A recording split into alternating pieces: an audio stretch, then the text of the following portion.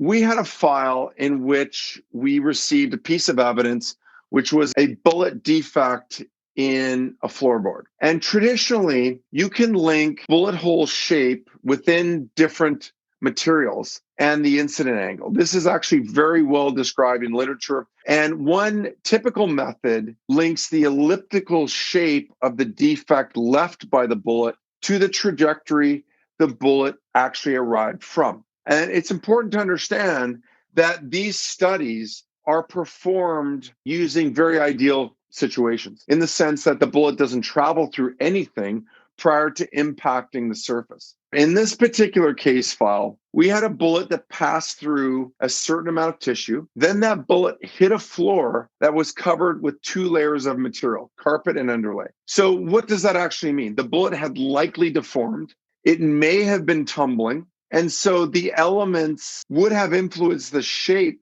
of not only the bullet, but the defect of the floor once it actually arrived. All of this is going to affect your traditional ways of measuring trajectory.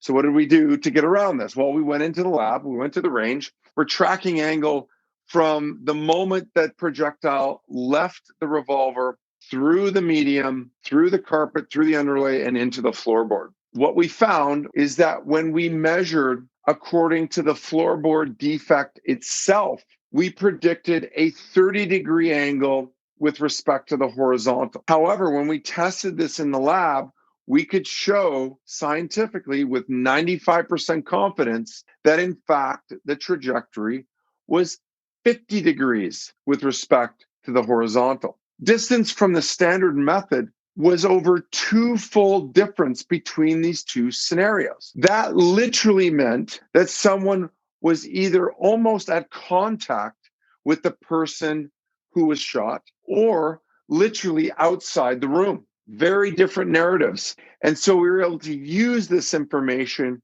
in order to help identify which narrative was more likely, or in fact, was the only plausible narrative.